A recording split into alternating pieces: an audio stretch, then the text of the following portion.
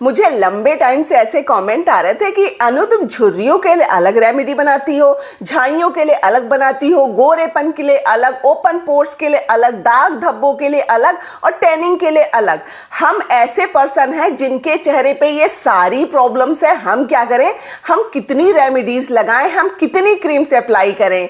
तो दोस्तों आज मेरी मेहनत सफल हो गई है। मैंने आपके लिए एक ऐसा जबरदस्त नुस्खा तैयार किया है जो कि सर्वगुण संपन्न है। जी हाँ दोस्तों, सबसे पहले ये आपकी ढीली बूढ़ी स्किन को टाइट करेगा, चेहरे की रौनक को बढ़ाएगा, दाग धब्बे पिगमेंटेशन का ये दुश्मन है। इसके अलावा जो लोग गोरे रंग की चाहत रखते हैं, पोर्स को श्रिंक करना चाहते हैं, समझ लीजिए चुटकियों में आपकी इच्छा पूरी होने वाली है। साथ ही साथ ये आपको अनवांटेड फेशियल हेयर से भी छुटकारा दिलाएगी। तो हुई ना सर्वगुण संपन्न क्रीम। अब इतनी स्पेशल क्रीम है तो ऑब्वियसली इसको बनाने का तरीका दूसरी क्रीम से अलग है और लगाना भी आपको दूसरी तरह से, उस तरह से नहीं लगाना है जैसे आप दूसरी क्रीम्स लगाते हो। बस आप वीडियो में मेरे साथ लास्ट तक बने रहिएगा। पूरा डिटेल मैंने इस वीडियो में दिया है। यकीन मानिए 1 वीक आप इसका इस्तेमाल कर लेते हो, आपकी स्किन की काया पलट होने वाली है। दोस्तों इस ऑल इन वन रेमेडी को तैयार करने के लिए सबसे पहले आपको लेना है फिटकरी यानी एलम। देखिए ये ज्यादातर लोगों के पास होगी ही, लेकिन अगर आपके पास नहीं है तो आपको किसी भी किराना स्टोर पे ये इजीली मिल जाती है और 10-15 रुपए की इतनी मिलेगी कि आप रख रख के यूज करते रहोगे फिर भी ये खत्म नहीं होगी। दोस्तों फिटकरी के टुकड़े को मैंने खरड़ में डाल के अच्छी तरह से कूट लिया है। नेक्स्ट प्रोसेस के लिए हमको चलना होगा किचन में। आपको तवा लेना है, उसको अच्छी तरह से गर्म कर लेना है, देन इस फिटकरी को उस तवे पे डाल देना है।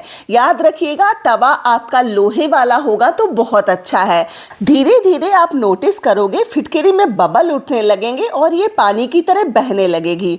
देखिए फिटकरी बिल्कुल भी खराब नहीं होगी। हम इसका प्यूरिफिकेशन यानी शुद्धिकरण कर रहे हैं और इसका जिक्र आयुर्वेदा में मिलता है। यानी ये आज की नहीं बहुत साल पुरानी टेक्निक है और इसका इस्तेमाल हमारी कंट्री में लंबे टाइम से होता रहा है। एलम का प्यूरिफिकेशन करने के बाद जब आप इसकी भस्म तैयार कर लेते हो तो सबसे पहले इसकी गुडनेस कई गुना बढ़ जाती है। अगर आपकी स्किन है सेंसिटिव, फिटकरी आपको सूट नहीं करती है, आप इस तरह से इस्तेमाल करके देखिएगा। 98% उम्मीद यही है कि ये आपको सूट करने लगेगी। दोस्तों क्रिस्टल के समान दिखने वाली फिटकरी एंटीऑक्सीडेंट, एंटी इंफ्लेमेटरी गुणों से भरपूर होती है। सबसे पहले ये आपकी स्किन टाइटनिंग के लिए वरदान से कम नहीं है। पोर्स को श्रिंक कर देती है जिससे आपका चेहरा ज्यादा यंग, ज्यादा चिकना दिखाई देने लगता है। आप एक्टिव पिंपल्स, एक्ने से परेशान हो, चेहरे पे झाइयां बनी हुई हैं, काले दाग धब्बे हैं, उनको भी ये पूरी तरह से क्योर कर सकती है। और अगर आप इसको रेगुलर लगाने लगते हो तो आपके चेहरे पे यानी आपकी स्किन पे जो वो दाढ़ी मूछें बनी हुई हैं, अनवांटेड फेशियल हेयर हैं, वो अपने आप कम होना शुरू हो जाते हैं। दोस्तों फिटकरी के बबल धीरे धीरे शांत होने लगेंगे और आपको ऐसा लगेगा जैसे तवे पे किसी ने नमक डाल दिया हो। बस इसी स्टेज पे आपको गैस ऑफ कर देनी है और फिटकरी को बिल्कुल ठंडा होने तक वेट करना है। ठंडी होने के बाद ये इजीली तवे से निकल जाएगी। बस आप स्पून से थोड़ा सा खुरच दीजिएगा, ये बिल्कुल तवा छोड़ देगी। आपको वापस इसको खलल में डालना है और बढ़िया से पाउडर तैयार कर लेना है। अगर आप इतना झंझट नहीं करना चाहते हो तो ग्राइंडिंग जार में डाल के आप इसको पाउडर बना लीजिएगा। बस दोस्तों अब जो ये हमको फिटकरी की भस्म मिल चुकी है, यही हमारी रेमेडी का बेस रहने वाला है। इसी से हम ऐसी जबरदस्त क्रीम बनाने वाले हैं जो आपकी स्किन को बिल्कुल फ्लॉलेस बना के देने वाली है। दोस्तों फिटकरी इस्तेमाल करने से पहले इसका पाउडर बनाना बिल्कुल मत भूलिएगा, बिकॉज हमको फिटकरी में दरदरापन बिल्कुल नहीं चाहिए।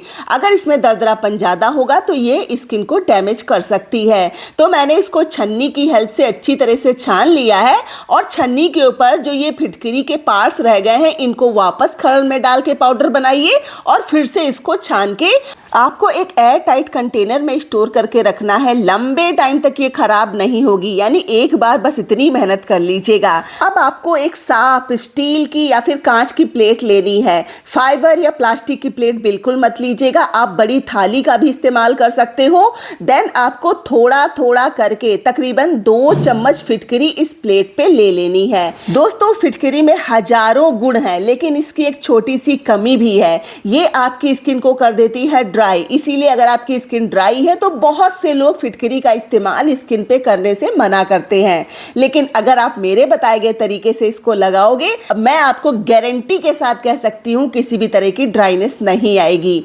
दोस्तों, मैंने 1 चम्मच भर के ऐड किया है ग्लिसरीन। ग्लिसरीन और फिटकरी का कॉम्बिनेशन कमाल है, ये आपकी स्किन को टाइटनिंग इफेक्ट देता है, लेकिन किसी तरह की ड्राइनेस नहीं देता है। अब इन दोनों इंग्रेडिएंट्स को एक बार अच्छी तरह से मिक्स करना है।